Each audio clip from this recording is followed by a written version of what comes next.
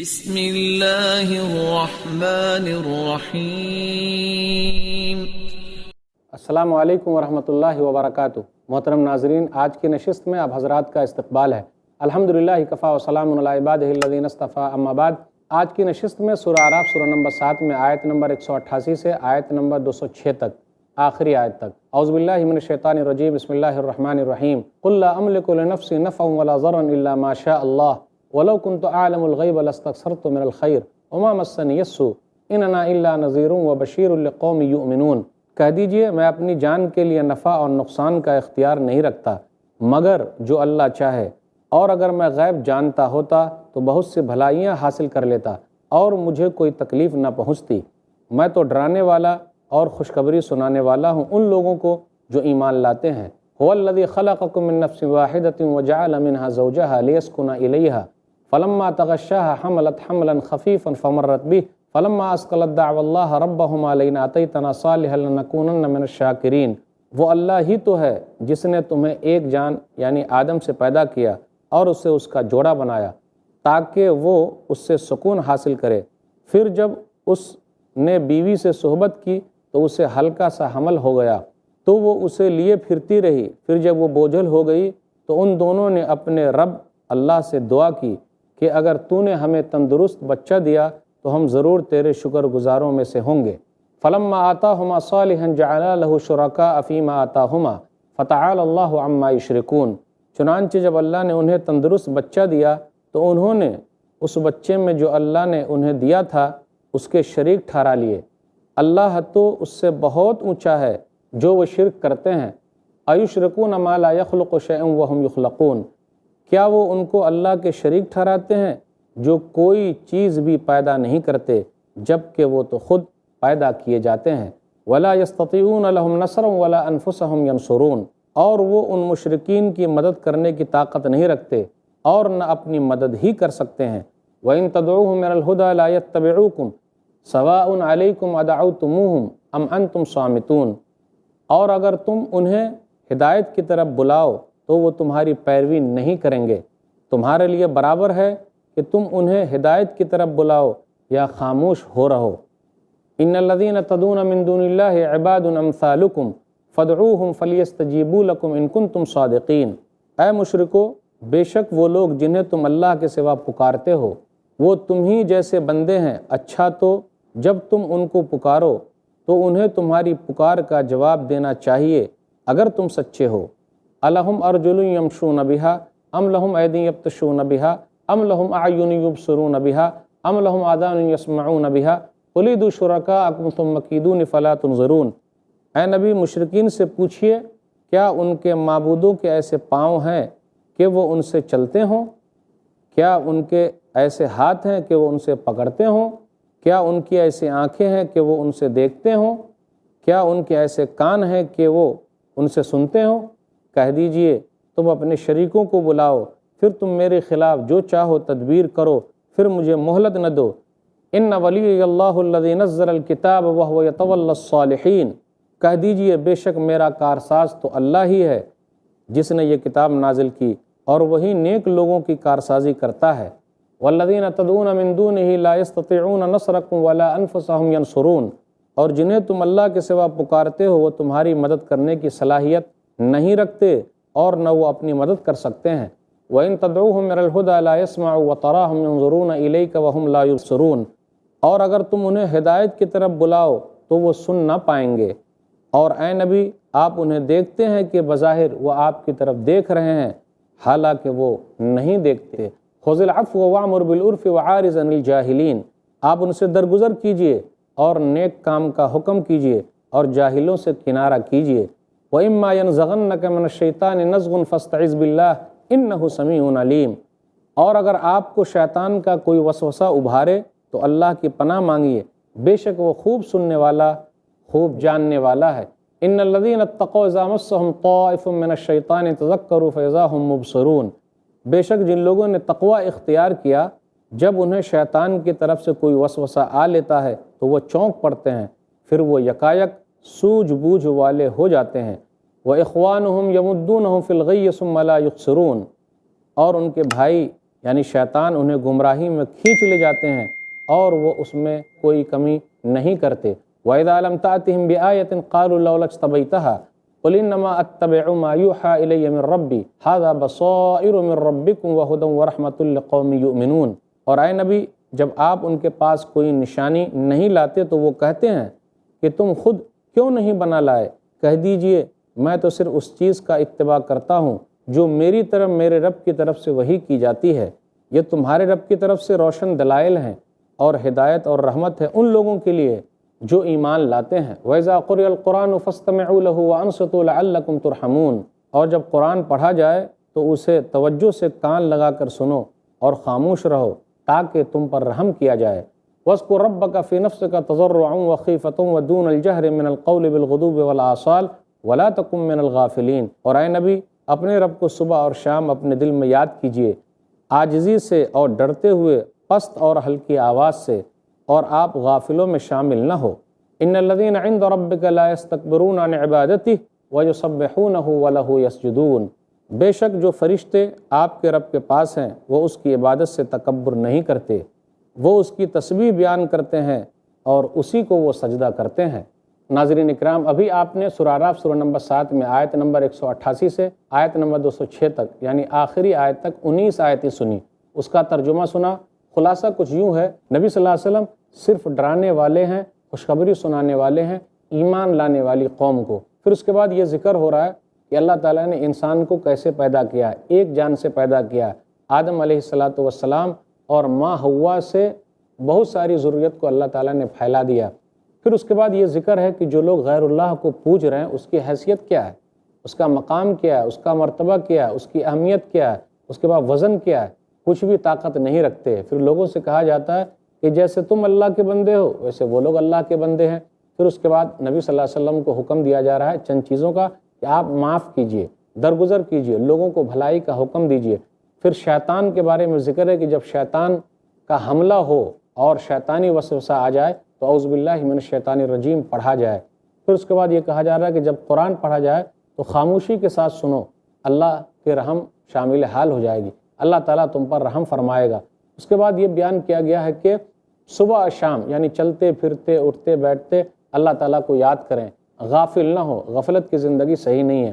اور اللہ کے پاس جو فرشتے ہیں وہ تکبر نہیں کرتے بلکہ اللہ کے لیے سجدے کر رہے ہیں، اس لیے لوگوں کو چاہیے کہ وہ سجدہ کرے۔ تو یہ سجدہ والی پہلی آیت ہے، جب بھی یہ آیت آئے تو ہمیں اور آپ کو بھی سجدہ کرنا چاہیے۔ تو یہ 9ویں پارے کے اندر یہ پہلا سجدہ ہے۔ پورے قرآن مجید کے اندر 15 سجدے ہیں جس میں سے پہلا سجدہ یہاں ہے۔ تو جب بھی یہ آیت پڑھی جائے، یہاں تک ہم اور آپ پہنچے تو ہم سجدے میں چلے جائیں، اللہ تعالیٰ کا شکریہ ادا کریں۔ تو ناظرین اکرام، یہ چند خلاصہ تھا۔ اب ذرا تفصیل کے ساتھ مختصر سی تفسیر لیتے ہیں۔ آیت نمبر 188، اللہ ہی غیب جانتا ہے۔ آپ غور کر لیں، دیکھیں، غیب اس کو کہتے ہیں جس کو کوئی نہیں جانتا، پوشیدہ چیز ہے، صرف اللہ تعالیٰ جانتا ہے۔ بے شک جو فرشتے آپ کے رب کے پاس ہیں وہ اس کی عبادت سے تکبر نہیں کرتے، وہ اس کی تسبیح بیان کرتے ہیں اور اسی کو وہ سجدہ کرتے ہیں۔ ناظرین اکرام، ابھی آپ نے سورہ اعراف سورہ نمبر 7 میں آیت نمبر 188 سے آیت نمبر 206 تک، یعنی آخری آیت تک 19 آیتیں سنی، اس کا ترجمہ سنا۔ خلاصہ کچھ یوں ہے، نبی صلی اللہ علیہ وسلم صرف ڈرانے والے ہیں، خوشخبری سنانے والے ہیں ایمان لانے والی قوم کو۔ پھر اس کے بعد یہ ذکر ہو رہا ہے کہ اللہ تعالیٰ نے انسان کو کیسے پیدا کیا ہے، ایک جان سے پیدا کیا ہے، آدم علیہ السلام اور ماں حوا سے بہت ساری ذریت کو اللہ تعالیٰ نے پھیلا دیا۔ پھر اس کے بعد یہ ذکر ہے کہ جو لوگ غیر اللہ کو پوج رہے ہیں اس کی حیثیت کیا ہے، اس کا مقام کیا ہے، اس کا مرتبہ کیا ہے، اس کی اہمیت کیا ہے، اس کے بعد وزن کیا ہے، کچھ بھی طاقت نہیں رکھتے۔ پھر لوگوں سے کہا جاتا ہے کہ جیسے تم اللہ کے بندے ہو ویسے وہ لوگ اللہ کے بندے ہیں۔ پھر اس کے بعد نبی صلی اللہ علیہ وسلم کو حکم دیا جا رہا ہے چند چیزوں کا کہ آپ معاف کیجئے، درگزر کیجئے، لوگوں کو بھلائی کا حکم دیجئے۔ پھر شیطان کے بارے میں ذکر ہے کہ جب شیطان کا حملہ ہو اور شیطانی وسوسہ آ جائے تو اعوذ باللہ من الشیطان الرجیم پڑھا جائے۔ پھر اس کے بعد یہ کہا جا رہا ہے کہ جب قرآن پڑھا جائے تو خاموشی کے ساتھ سنو، اللہ کے رحم شامل حال ہو جائے گی، اللہ تعالیٰ تم پر رحم فرمائے گا۔ اس کے بعد یہ بیان کیا گیا ہے کہ صبح شام یعنی چلتے پھرتے اٹھتے بیٹھتے اللہ تعالیٰ کو یاد کریں، غافل نہ ہو، غفلت کی زندگی صحیح نہیں ہے۔ اور اللہ کے پاس جو فرشتے ہیں وہ تکبر نہیں کرتے بلکہ اللہ کے لیے سجدے کر رہے ہیں، اس لیے لوگوں کو چاہیے کہ وہ سجدہ کرے۔ تو یہ سجدہ والی پہلی آیت ہے۔ جب بھی یہ آیت آئے تو ہمیں اور آپ کو بھی سجدہ کرنا چاہیے۔ تو یہ 9ویں پارے کے اندر یہ پہلا سجدہ ہے۔ پورے قرآن مجید کے اندر 15 سجدے ہیں، جس میں سے پہلا سجدہ یہاں ہے۔ تو جب بھی یہ آیت پڑھی جائے، یہاں تک ہم اور آپ پہنچے تو ہم سجدے میں چلے جائیں، اللہ تعالیٰ کا شکریہ ادا کریں۔ تو ناظرین کرام، یہ چند خلاصہ تھا۔ اب ذرا تفصیل کے ساتھ مختصر سی تفسیر لیتے ہیں۔ آیت نمبر 188، اللہ ہی غیب جانتا ہے۔ آپ غور کر لیں، دیکھیں، غیب اس کو کہتے ہیں جس کو کوئی نہیں جانتا، پوشیدہ چیز ہے، صرف اللہ تعالیٰ جانتا ہے۔ تو اللہ تعالیٰ پہلے جانتے ہیں تو وہ چیز غیب اللہ کے لیے، پھر اللہ تعالیٰ بتاتے ہیں۔ تو اللہ تعالیٰ نے نبی صلی اللہ علیہ وسلم کو بتایا تو وہ معجزہ ہے۔ تو پتہ یہ چلا کہ نبی صلی اللہ علیہ وسلم کو اللہ کی طرح غیب کا علم نہیں ہے۔ کچھ چیزیں اللہ تعالیٰ نے جو بتلائی اتنا ہی علم ہے، جیسا کہ اللہ تعالیٰ عالم الغیب ہے، تمام چیزوں کو اللہ تعالیٰ جانتا ہے۔ رسول اللہ صلی اللہ علیہ وسلم نفع نقصان کے مالک نہیں ہے، اللہ تعالیٰ نفع نقصان کا مالک ہے۔ قل لا املک لنفسی نفعا ولا ضرا الا ما شاء اللہ ولو کنت عالم الغیب لاستكثرت من الخیر۔ اگر میں غیب جانتا تو بہت ساری بھلائی جمع کر لیتا۔ یہ نبی صلی اللہ علیہ وسلم سے کہا جا رہا ہے، آپ کہیے۔ پھر اس کے بعد وما مسنی السوء، مجھ کو تکلیف بھی نہیں پہنچتی، لیکن میں تو کھلم کھلا ڈرانے والا ہوں، خوشخبری سنانے والا ہوں مومنوں کو۔ چند اور آیتوں پر غور کریں۔ اللہ تعالیٰ اپنے غیب کو جس پر چاہتا ہے ظاہر کر دیتا ہے۔ سورۃ جن، عالم الغیب فلا یظہر علی غیبہ احدا الا من ارتضی من رسول۔ غیب کا جاننے والا اللہ ہے، اپنے غیب کو کسی پر ظاہر نہیں کرتا مگر رسولوں میں سے جس پر چاہے ظاہر کر دے۔ آپ غور کریں، سورہ ال عمران سورہ نمبر 3 آیت نمبر 44، ذالک من انباء الغیب نوحی الیک وما کنت لدیہم اذ یلقون اقلامہم ایہم یکفل مریم وما کنت لدیہم اذ یختصمون۔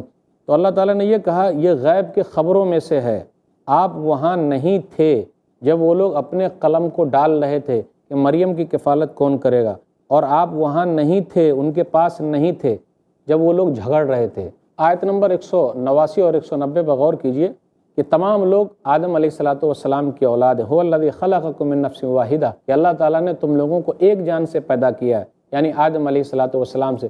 پھر اس کے بعد لوگوں کو قبیلے میں بانٹ دیا تاکہ لوگ آپس میں ایک دوسرے کو جانیں اور پہچانیں۔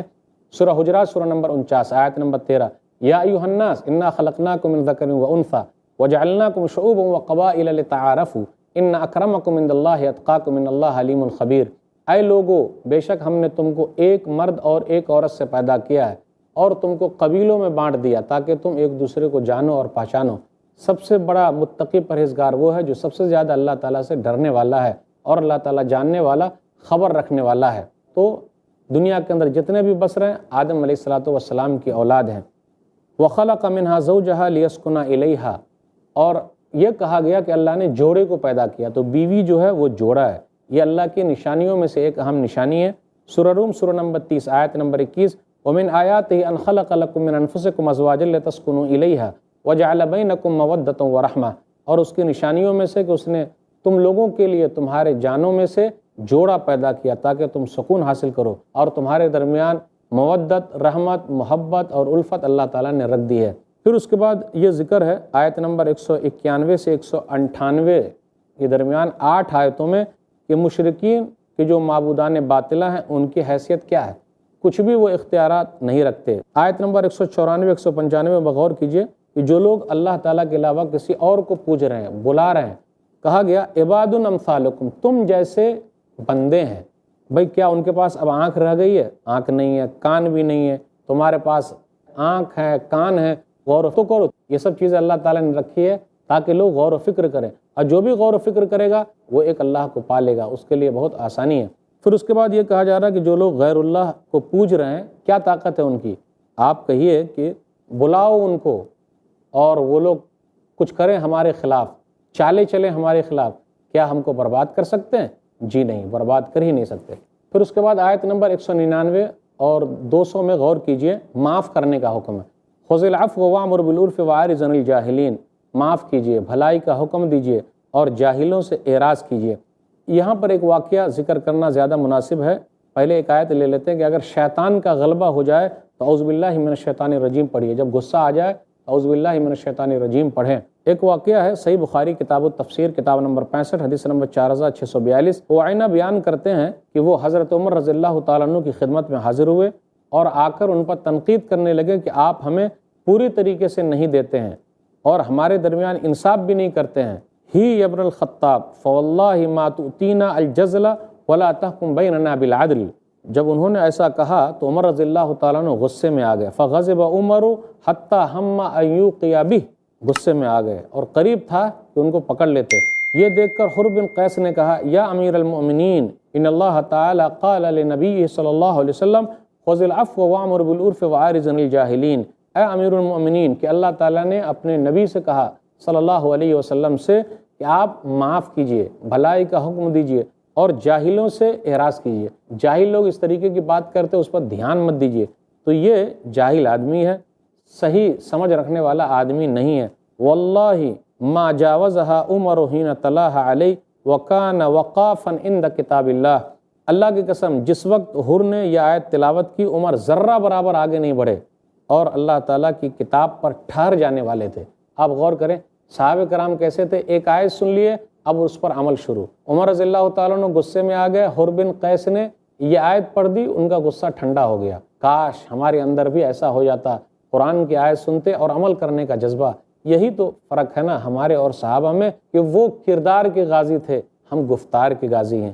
ہم بات کرتے ہیں، وہ عمل کر کے دکھاتے تھے، لوگوں کو معاف کرتے تھے. کاش کہ ہماری زندگی میں بھی ایسا آ جائے، ہم معاف کریں، معاف کرنا سیکھیے، آپ کو شانتی ملے گی. ایک حدیث پر غور کریں، صحیح مسلم کتاب البر والصلہ کتاب نمبر 45 حدیث نمبر 2588 ما نقص صدقۃ من مال وما زاد اللہ عبدا بعفو الا عزا وما تواضع احد للہ الا رفعہ اللہ. صدقہ کرنے سے مال کم نہیں ہوتا اور معاف کر دینے سے اللہ تعالیٰ عزت کو بڑھاتا ہے. اگر ہم اور آپ کسی کو معاف کر دیتے ہیں تو اللہ تعالیٰ عزت کو اور بڑھاتا ہے. ہماری عزت میں 4 چاند لگ جاتے ہیں اور جو اللہ کے لیے جھکے گا گرے گا اللہ اس کو اٹھا لے گا. آپ معاف کرنا سیکھیے، اپنی زندگی میں لے آئیے. ارے وہ دب گیا، وہ پیچھے ہو گیا، جی نہیں، آپ معاف کیجیے اللہ کے لیے. جی میرے پاس طاقت ہے، میں تجھ سے بدلہ لے سکتا ہوں، لیکن جا، میں نے تجھے معاف کیا. اگر ایسا آپ کریں گے تو آپ کو شانتی ملے گی. اگر ہم اور آپ ایسا کریں گے تو ہم سب کو شانتی ملے گی. تو ناظرین کرام اپنی زندگی میں عمل شروع کیجئے، معاف کیجئے. ہم لوگ اپنے معاشرے کو اچھا بنا لیں گے، اپنے سماج کو اچھا بنا لیں گے. پھر آگے کہا جا رہا آیت نمبر 201 میں شیطان کی طرف سے وسوسہ آتا ہے تو کیا ہوتا ہے؟ جو تقوی والے ہیں وہ تقوی کی زندگی اختیار کرتے ہیں، وہ چونک پڑتے ہیں کہ ارے ایسا کیوں ہو رہا ہے، اور پھر وہ اعوذ باللہ من الشیطان الرجیم پڑھتے ہیں. لیکن جو لوگ شیطان کے بھائی ہیں، آیت نمبر 202 میں ہے، وہ شیطان کی پیروی کرنے لگتے ہیں. جیسا دل میں وسوسہ آیا ویسے ہی کام کرتے ہیں اور ویسے ہی پیچھے لگے ہوئے ہیں. شیطان ان کو جہاں لے جاتا ہے وہاں وہ پہنچ جاتے ہیں، دیکھتے نہیں، غور نہیں کرتے، تقوی کی زندگی اختیار نہیں کرتے. آیت نمبر 203 میں آیا مشرکین نبی صلی اللہ علیہ وسلم سے نشانیاں طلب کرتے تھے.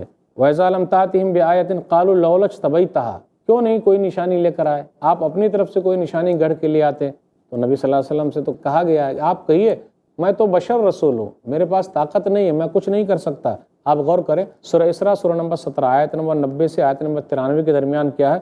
وَقَالُوا لَن نُؤْمِنَ لَكَ حَتَّى تَفْجُرَ لَنَا مِنَ الْأَرْضِ يَنبُوعًا أَوْ تَكُونَ لَكَ جَنَّةٌ مِّن نَخِيلٍ وَعِنَبٍ فَتُفَجِّرَ الْأَنْهَارَ خِلَالَهَا تَفْجِيرًا أَوْ تُسْقِطَ السَّمَاءَ كَمَا زَعَمْتَ عَلَيْنَا كِسَفًا أَوْ تَأْتِيَ بِاللَّهِ وَالْمَلَائِكَةِ قَبِيلًا أَوْ يَكُونَ لَكَ بَيْتٌ مِّن زُخْرُفٍ أَوْ تَرْقَىٰ فِي السَّمَاءِ وَلَن نُؤْمِنَ لِرُقِيِّكَ حَتَّىٰ تُنَزِّلَ عَلَيْنَا كِتَابًا نَقْرَؤُهُ قُلْ سُبْحَانَ رَبِّي هَلْ كُنتُ إِلَّا بَشَرًا رَسُولًا. اس کا خلاصہ یہ ہے، لوگ بولتے تھے نہر جاری ہو جائے، باغات ہوں آپ کے لیے، آسمان پر آپ چڑھ جائیں، پھر اسی طرح فرشتے آ جائیں، آپ کے پاس بہترین گھر ہو، آسمان پر آپ چڑھ رہے ہوں، ہم دیکھیں.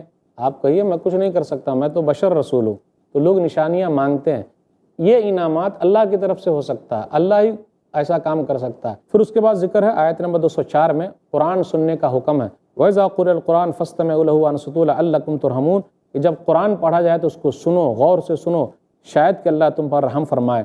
کفار مکہ شور مچایا کرتے تھے تو ان کو کہا جا رہا ہے بھائی خاموش رہو، کیوں تم لوگ ایسا شور مچا رہے ہو؟ جیسے سورہ فصلت سورہ نمبر 41 آیت نمبر 26 لا تسمعوا لهذا القرآن والغوا فیہ لعلکم تغلبون. قرآن کو نہ سنا کرو اور جب پڑھنے لگے تو شور مچا دیا کرو. تو ان کو منع کیا جا رہا ہے قرآن جب پڑھا جا رہا ہے تو شور مت مچایا کرو. اس کے بعد آیت نمبر 205 206 میں ہے صبح شام اللہ تعالیٰ کا ذکر کرنا ہے. اللہ تعالیٰ ہم لوگوں کو ہمیشہ اپنے ذکر کی توفیق دے. اللہم انی علی ذکرک و شکرک و حسن عبادتک آمین. وآخر دعوانا الحمدللہ رب العالمین وصلی اللہ علی نبینا محمد وآلہ وصحبہ اجمعین. والسلام علیکم ورحمۃ اللہ وبرکاتہ. اللہ کے دین کی دعوت اور لوگوں تک پہنچانے کے لیے اس ویڈیو کو ضرور لائک، شیئر، کمنٹ اور سبسکرائب کریں.